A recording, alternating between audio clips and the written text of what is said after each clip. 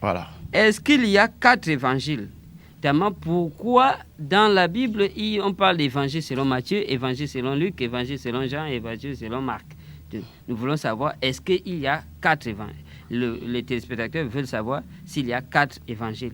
Frère Yannick, à vous la parole. Très bien, c'est ça la première question que nous devons répondre. Il y a un bien-aimé qui a posé la question, vouloir savoir s'il y a 4 évangiles ou s'il y a plusieurs évangiles. Parce que nous parlons de l'évangile, mais là-bas, dans l'écriture, quand on lit, évangile selon Matthieu, Marc, Luc, Jean. Cela veut dire quoi, frère? Parce que nous disons, quand tu lis les choses en français, frère, et tu veux comprendre en français, c'est ça la mort. Jésus parlait aux Juifs dans une langue où les Juifs devaient comprendre. Dans Jean chapitre 8, Jésus dit, si le Fils vous a franchi, vous serez réellement libre. Mais les Juifs ont résisté. Nous sommes fils d'Abraham, on n'a jamais été esclave de quelqu'un. Jésus descend en bas, il dit, pourquoi comprenez-vous pas mon langage? Est-ce que vous attendez? Donc, dans l'évangile, aujourd'hui, c'est un problème de langage. Donc, quand tu lis les choses en français, tu ne peux pas comprendre parce qu'on ne prêche pas Dieu en français.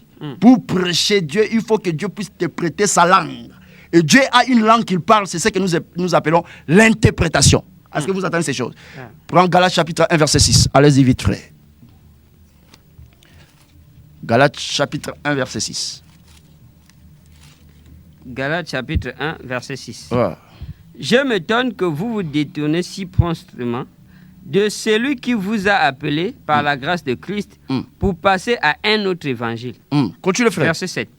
Non pas qu'il y ait un autre évangile, mais il y a des gens qui vous troublent et qui veulent renverser l'évangile de Christ. Attention, frère bien-aimé, Paul dit que je m'étonne si promptement parce que vous voulez vous détourner dans cet évangile.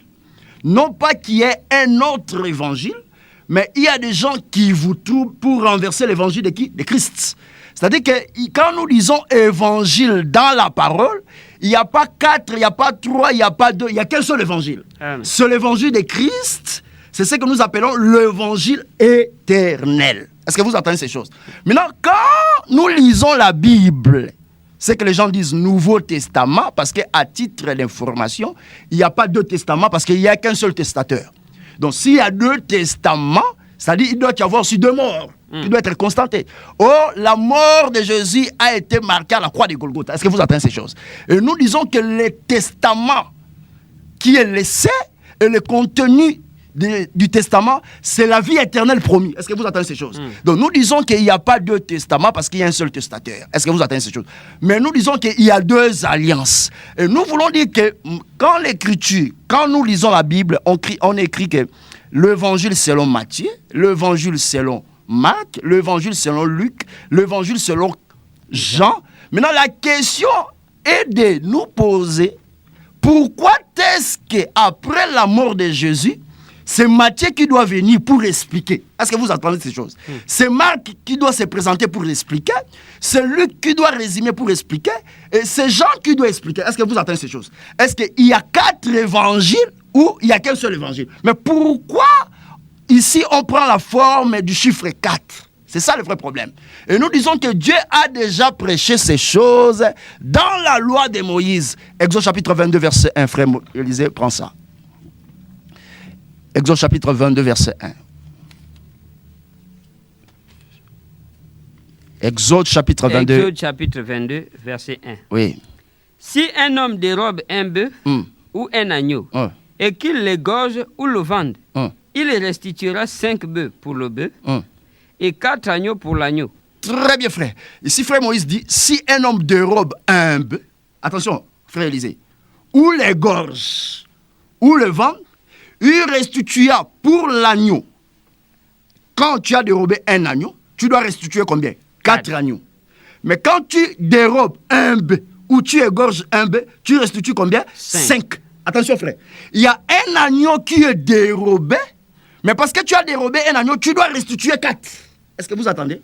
Parce que tu as dérobé ou tu as égorgé un bœuf, tu dois restituer combien, frère? 5. Nous disons, il n'y a pas 4 agneaux. Est-ce que vous attendez cette chose? Mais c'est les 4 agneaux expliquent l'agneau qui a été dérobé. C'est comme ça on explique la pensée du Créateur. Donc les 4 agneaux, premièrement, expliquent l'agneau qui a été égorgé. De même aussi, les 4 agneaux expliquent l'agneau qui a été vendu. Est-ce que vous entendez ces choses? Mais qui a été égorgé, frère? Qui a été vendu? Nous disons quand le père de Joseph envoya Joseph pour voir l'état des troupeaux et de ses frères. Est-ce que vous entendez ces choses? Le frère de Joseph virent Joseph de loin. Ils complotèrent contre Joseph. C'est-à-dire que avant que Joseph arrive dans le lieu où se trouvaient ses frères, la mort de Joseph a été déjà arrêtée en amont par ses frères. Est-ce que vous entendez ces choses? Amen. De même aussi, nous disons que la loi et le prophète et le psaume, ce sont les frères de Joseph qui ont prédit la mort de Joseph avant qu'il arrive dans les temps. Est-ce que vous voyez? Et nous disons Joseph véritable, c'est l'image de Jésus. C'est pour ça dans Luc chapitre 24, verset 48, il dit qu'il fallait qu'il s'accomplisse en moi ce qui est écrit dans la loi, dans le psaume et dans les prophètes. Donc, la loi, le psaume et les prophètes, ce sont les frères de Joseph qui ont parlé de la mort de Joseph avant que Joseph arrive dans le lieu où se trouvaient ses frères. Est-ce que vous entendez ces choses? Maintenant, quand il prend Joseph, ils ont ôté Joseph de sa tunique et ils ont pris Joseph, ils l'ont fait rentrer dans une citerne qui était vide. Est-ce que vous entendez ces choses? Maintenant, ils ont compris qu'on ne peut pas tuer notre frère comme ça. Ils l'ont fait sortir, frère. Maintenant, voilà ce qui va se passer, frère. Quand il prend la tunique de Joseph, ils doivent tremper la tunique de Joseph dans un sang. Est-ce que vous voyez ça, frère? Maintenant, quand la tunique de Joseph est trempée dans un sang, cela veut dire quoi, frère? Que le bouc a été immolé. Ah, on immole d'abord le bouc, et c'est par le sang, là où on prend maintenant la tunique pour tremper. Maintenant, la tunique doit être envoyée par le père. Est-ce que vous entendez ces choses? Maintenant, quand le père touche la tunique, quand le père pleure Joseph, en réalité, le père pleure qui? Le bouc. Le bouc. Mais en réalité, nous disons que le père pleure Joseph. C'est là où nous disons que Joseph était mort comme bouc. Est-ce que vous entendez ces choses? Voilà comment nous expliquons celui qui égorge un agneau. Joseph était mort comme un bouc. Est-ce que vous voyez? Après avoir, on a pris encore Joseph, on lui a fait quoi, frère? On lui a vendu. Est-ce que vous voyez? Donc nous disons que Joseph, c'est lui l'animal vendu. Joseph, c'est lui l'animal égorgé comme bouc. Est-ce que vous entendez ces choses? Quand le père pleure Jacob, il pleure... Plutôt, quand le père pleure Joseph, il pleure Joseph à la place du bouc. Mais en réalité, nous disons que Joseph est mort comme un bouc. Est-ce que vous entendez ces choses? Maintenant, nous ramenons dans un homme qu'on appelle Jésus. Nous disons que frère Moïse a dit, si un homme dérobe un bœuf, ou égorge ou vend, il doit restituer 4 bœufs, plutôt 5 bœufs pour un bœuf, mais pour un agneau, il restitue combien, frère? 4. Pourquoi? Parce que notre évangile explique le pourquoi de chaque chose. Nous répondons à la question que les frères et sœurs nous ont posée. Pourquoi dans les Écritures on dit qu'il y a 4 évangiles? Est-ce qu'il y a 4 évangiles? Nous expliquons qu'il n'y a pas 4 évangiles. Parce qu'il y a un agneau qui est égorgé. Maintenant, après l'immolation de cet agneau, nous devons voir 4 agneaux qui expliquent l'agneau qui a été dérobé ou égorgé. Est-ce que vous voyez ça, frère? Mais en réalité, c'est un seul agneau qui a été égorgé. Mais ce n'est pas 4 qui sont égorgés. Est-ce que vous voyez ces choses? Maintenant, les 4 expliquent l'agneau qui a été immolé. Nous disons que l'agneau véritable qui a été immolé, c'est qui? C'est Ésaïe chapitre 53. Est-ce que vous entendez ces choses? C'est Jean chapitre 1, verset 29. Donc, Jean présenta Jésus, voici l'agneau qui ôte le péché du monde. Donc, Jésus, c'est lui l'agneau qui était immolé à la croix de Golgotha. Maintenant, après la mort de Jésus, Dieu devait restituer combien d'agneaux, frère? 4 agneaux. Nous disons, en réalité, il n'y a pas 4 agneaux, mais il y a un seul agneau qui est mort, où maintenant nous voyons les 4 qui doivent expliquer un seul. Est-ce que vous entendez ces choses? De même aussi, après la mort de Jésus, nous voyons les 4 agneaux comme l'explication de la mort de Jésus par Matthieu, est-ce que vous entendez? Par Marc, par Luc, par Jean. Donc il n'y a pas 4 évangiles, mais il y a un seul évangile, c'est-à-dire l'évangile, c'est que nous disons la prédication de la croix, parce que Paul dit, nous prêchons Christ crucifié. C'est ça la bonne nouvelle du royaume. Est-ce que vous entendez ces choses? Il n'y a qu'un seul évangile, mais qui est présenté par le frère Matthieu, par Marc, par Luc, par Jean. C'est ça, 4 agneaux restitués. Est-ce que vous entendez ces choses? De même aussi dans Actes chapitre 1. L'Écriture maintenant explique, parce que frère Moïse dit, si un homme dérobe un agneau, frère, prends ça, Acte chapitre 1. Comment est-ce qu'on voit l'agneau a été dérobé? Acte chapitre 1, frère. Allons-y vite, frère. Et lisez. Acte chapitre 1. Acte chapitre 1, frère, lisez. Acte chapitre 1. Verset 9. Verset 9. Ouais. Après avoir dit cela, Ouais. il fut enlevé pendant qu'ils le regardaient, et une nuée le déroba à leurs yeux. Ah, et une nuée le déroba à leurs yeux. Oh, Moïse dit quoi dans Exode chapitre 22, verset 1? Relis ça pour les frères et sœurs. Exode 22, verset 1. Allez-y vite, frère. Exode 22, verset 1. Oui. Si un homme dérobe un bœuf ou un agneau et qu'il l'égorge ou le vende, il restituera 5 bœufs pour le bœuf voilà. et 4 agneaux pour l'agneau. Voilà. Nous disons que voilà dans Actes chapitre 1, verset 9, voilà comment Dieu déroba, l'agneau déroba Jésus. C'est ça l'agneau dérobé. Maintenant, la restitution, c'est par les 4 agneaux. C'est ce que nous disons. Il n'y a qu'un seul évangile.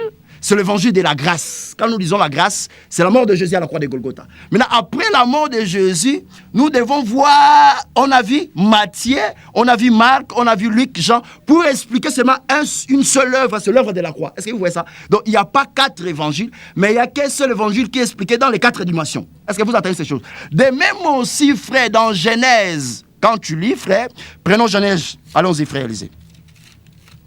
Genèse, chapitre 2. Genèse chapitre 2. Prends le verset 10. Genèse chapitre 2, verset 2. Oui, verset 10. Oui, allez-y. Un fleuve sortait d'Éden pour arroser le jardin. Oui. Et de là, il se divisait en 4 bras. Oh, frère, il y avait un seul fleuve. Est-ce que vous entendez ces choses? Il n'y a pas d'abord ici 4 fleuves. Il y avait un seul fleuve qui sortait d'où, frère? Allez-y, Élisée. Qui sortait d'Éden. Très fort, mon frère Élisée. Un fleuve qui sortait d'Éden. Oui. Pour arroser le jardin. Très bien. Un fleuve qui sortait d'Éden pour arroser les jardins. Donc nous voyons, parce que nous expliquons les frères et sœurs, que Éden existait avant le jardin. Dieu plantant un jardin en Éden. Est-ce que vous entendez ces choses? Maintenant, il y a un fleuve qui sortait du jardin pour arroser tous les jardins. Est-ce que vous voyez ça? Qui sortait d'Éden pour arroser tous les jardins. Donc nous disons qu'il y a un seul fleuve, mais qui est divisé en combien de bras? À 4 bras. Il n'y a pas d'abord 4 fleuves en amour, mais il y a un seul fleuve. Maintenant, pour arroser les jardins, le fleuve doit se diviser en combien de bras? En 4 bras. Maintenant, le jardin dans les Écritures explique quoi? Cantique des Cantiques, chapitre 4, verset 12. Si dans ton assemblée, les ministres ne t'arrivent pas à expliquer le livre des Cantiques, il faut sortir parce qu'il y a des mystères qui sont cachés là-bas.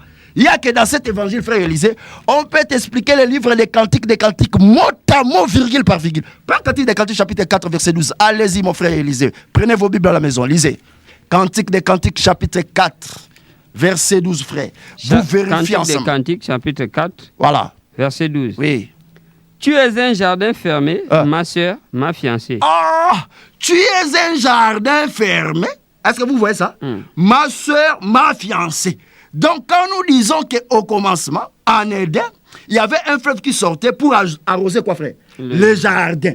Maintenant, Cantique, chapitre 4, verset 12, l'Écriture dit que tu es un jardin fermé, s'il vous plaît, frère. Fermé. Est-ce que vous voyez? Ma soeur et ma fiancée. C'est-à-dire, la fiancée, c'est un jardin. Est-ce que vous voyez ça?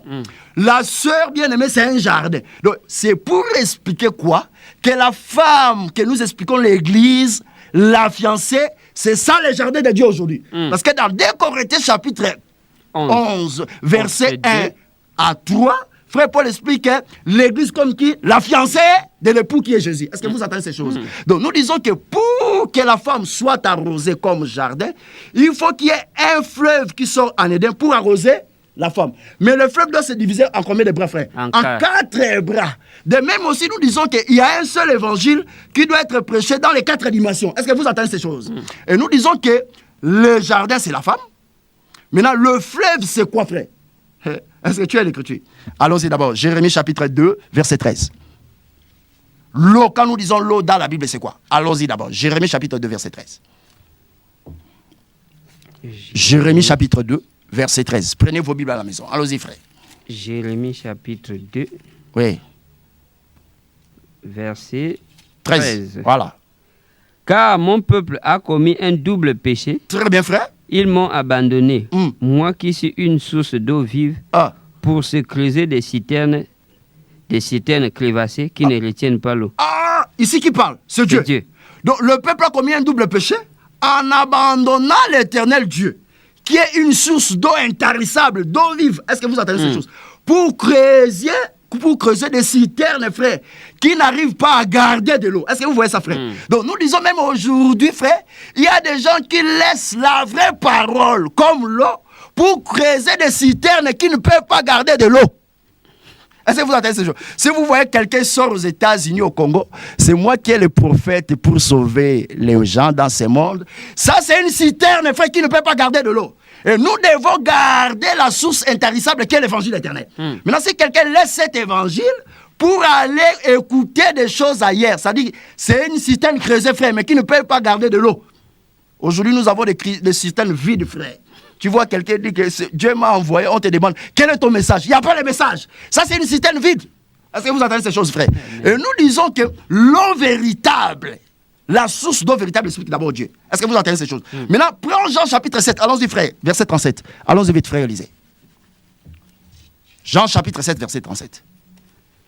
Jean chapitre 7. Verset 37. Verset 37. Oui. Le dernier jour, le grand jour de la fête, Jésus se tenant debout s'écria, si quelqu'un a soif, qu'il vienne à moi et qu'il boive. Voilà. Celui qui croit en moi, des fleuves d'eau vive couleront dans son sein, comme dit l'Écriture. Très bien, frère. Comment croire à Jésus et les sources d'eau vive doivent couler dans son sein? Est-ce que vous entendez ces choses? Donc Jésus était qui? Était la source d'eau vive. C'est-à-dire croire, c'est prendre de l'eau. Est-ce que vous voyez ça? Donc quand quelqu'un croit à la vraie parole, c'est-à-dire il reçoit de l'eau. Est-ce que vous entendez ces choses? Maintenant, nous disons ceci, qu'en Éden, il y avait un fleuve qui arrosait le jardin. Est-ce que vous voyez? Et nous disons, quand tu crois à Jésus, tu reçois de l'eau vive. Est-ce que vous entendez ces choses? Maintenant, il y a une écriture qui dit que l'eau, c'est la parole. Proverbe chapitre 18, verset 4. Allez-y vite, frère. Proverbe chapitre 18, verset 4. Proverbe chapitre 18. Verset 4. Verset 4. Oui. Les paroles de la bouche d'un homme sont des eaux profondes. Les paroles de la bouche d'un homme sont des eaux profondes. Donc quand nous parlons de la parole, nous voyons l'eau. Est-ce que vous voyez? De même aussi Jésus devant la femme samaritaine, quand il demandait à la femme de l'eau, la femme dit qu'il n'y a pas une relation entre les Juifs et les Samaritains. Est-ce que vous entendez ces choses? Jésus dit, si tu connaissais les dons de Dieu, et que celui qui est devant toi, qui te demande de l'eau à boire, c'est toi qui seras la première personne à me demander de l'eau. Mais la femme a dit, mais tu n'as pas de quoi puiser, parce que le puits est profond. Est-ce que vous voyez? L'Écriture dit que les paroles dans la bouche d'un homme, ce sont des eaux profondes. La femme ne savait pas celui qui était devant. Il fallait que je sois là pour expliquer à cette femme que celui qui est devant toi, c'est une terre où Dieu a creusé un puits. Parce que Jésus devant la femme, parce que Dieu voulait creuser un puits. Quand il prend les corps et mes frères, c'est ça la terre. Là où il a creusé. Maintenant, la femme ne savait pas que c'est lui qui devait puiser en Jésus. Parce que Jésus était le véritable puits qui dépassait Jacob. Est-ce que vous entendez ces choses? Parce que quand Dieu a pris la terre, il a creusé dans un homme qu'on appelle Jésus. C'est en Jésus que nous devons boire de l'eau, frère. Pas dans un homme qui sort aux États-Unis, ni au Bénin. Est-ce que vous entendez ces choses? Donc c'est pour dire que l'eau qui arrosait les jardins, c'est la parole. Mais quand ce fleuve est divisé en 4 bras, c'est ce que frère Paul dit dans 1 Corinthiens chapitre 14, verset 6. Frère Élisée, prends ça. Nous expliquons le chiffre 4. Allez-y, frère. 1 Corinthiens chapitre 14, verset 6. Allez-y, mon frère Élisée. 1 Corinthiens chapitre 14, verset 6. 1 Corinthiens 14, verset 6. Oui. Et maintenant, frère, de quelle utilité vous serais-je si je venais à vous parlant en langue, et si je ne vous parlais pas par révélation, ou par connaissance, ou par prophétie, ou par doctrine? Très bien. Donc, pour édifier, pour parler clairement, frère bien-aimé Paul dit que ça ne sera pas utile si je viens, je parle la langue. Est-ce que vous voyez ça? Parce que parler la langue, c'est cacher une pensée. Est-ce que vous voyez ça, frère? Maintenant, Paul dit que si je viens parler par la révélation, doctrine, prophétie et connaissance. Donc, nous voyons les 4 styles du parler. C'est ça, il y a un seul message. Il y a un seul fleuve qui est divisé en combien, frère Élisée? En 4 bras que nous expliquons les 4 styles du parler. C'est parler par la révélation, par la doctrine, par la connaissance et par la prophétie. Donc, de même aussi, nous disons qu'il n'y a pas 4 évangiles, mais il n'y a qu'un seul évangile qui doit être expliqué dans les 4 dimensions. Est-ce que vous avez vu ça, frère? Donc, pour répondre aux frères et sœurs, il n'y a pas 4 évangiles, il n'y a qu'un seul évangile. C'est l'évangile éternel, c'est l'évangile de la grâce que nous présentons aujourd'hui, que Paul a prêché. Paul a prêché l'évangile éternel.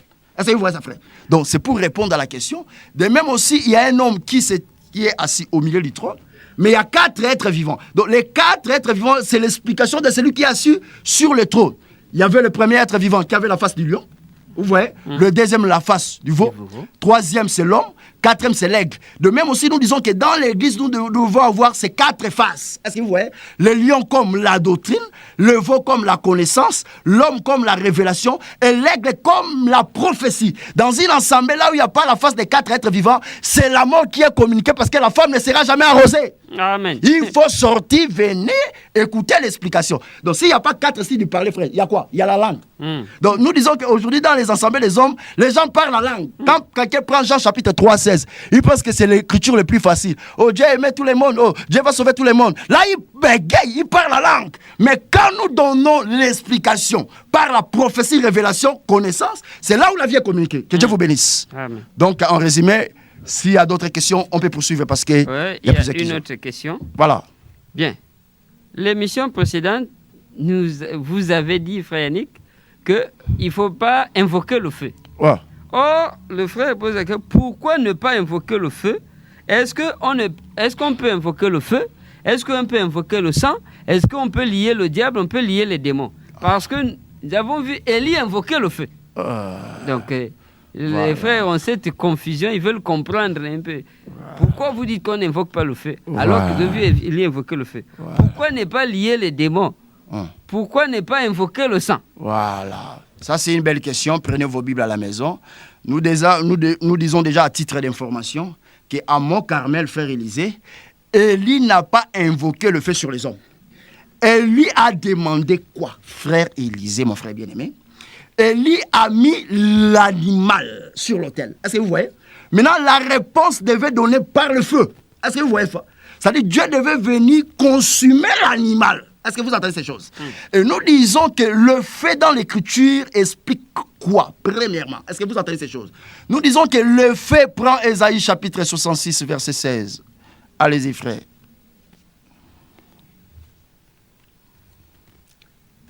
Ésaïe 66, verset 16. C'est par le feu que l'Éternel exerce ses jugements.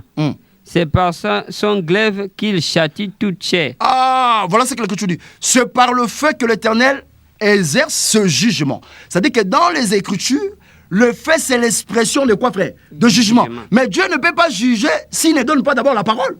C'est pour ça que Jésus dit que le Père a tout remis dans le Fils. C'est-à-dire, le jugement, frère, c'est dans le Fils. Est-ce que vous voyez? Oh, le Fils, c'est la parole. C'est-à-dire, nous disons qu'aujourd'hui, la parole dans l'Église, est-ce que vous entendez? C'est le jugement, frère. Donc, c'est-à-dire que nous disons ceci, frère. Nous qui avons reçu premièrement la parole, frère, la parole juge les actions secrètes de l'homme. Est-ce que vous voyez ça? C'est pour cela, frère Pierre dit ceci. Ne soyez pas étonnants au sujet de quoi? Au sujet d'une fournaise qui est au milieu de vous pour vous éprouver. Donc, aujourd'hui, bien-aimé Pierre dit ceci, que c'est par la maison du Seigneur que le jugement doit commencer. Est-ce que vous entendez ces choses? Est-ce que vous allez lire ça? 1 Pierre chapitre 1, verset 4. Allez-y, frère, lisez. 1 Pierre chapitre 1, verset 4. Oui. Vas-y. Pour un héritage qui ne se peut ni corrompre, ni souiller, ni flétrir, lequel vous est réservé dans les cieux. Très bien. Pierre, à vous qui... Voilà. Prends 1 Pierre chapitre 4, verset 12. Allez-y, commencez par là. 1 Pierre chapitre 4, verset 12. Vas-y vite, frère. 1 Pierre chapitre 4, verset 12. Verset 12. Oui. Bien-aimés, ne soyez pas surpris comme d'une chose étrange qui vous arrive, de la fournaise qui est au milieu de vous pour vous éprouver. Ah, donc aujourd'hui, ici, attention, ici, bien-aimé Pierre s'adresse à nous, l'Église, qu'il y a une fournaise ardente qui est là pour nous éprouver. Prends le verset 12, frère, le verset 17. Verset 17. Oui. Car c'est le moment où le jugement va commencer par la maison de Dieu. Attention, le jugement commence par la fournaise ardente qui est au milieu de vous, au milieu de nous. Ça dit quoi, frère? La parole de Dieu aujourd'hui juge l'homme par des tribulations. Est-ce que vous voyez? Dieu veut nous éprouver. Dieu veut nous tailler, frère. Vous voyez ces choses? Donc aujourd'hui, frère bien-aimé Pierre dit que c'est par la maison. Continue, frère, prends le verset 17. Car c'est le moment où le jugement va commencer par la maison de Dieu. Mais le jugement là commence comment? C'est par des tribulations, c'est par des épreuves. Donc comment est-ce que Dieu juge aujourd'hui l'Église, frère? C'est par la parole. La parole en nous juge, nous taille, nous brise. Est-ce que vous voyez ça, frère? Voilà comment nous expliquons. Maintenant, continuez, j'aime Pierre. Or, si c'est par nous qu'il commence, Ah. quelle sera la fin de ceux qui n'obéissent pas à l'évangile de Dieu? Ne pas obéir à l'évangile de Dieu.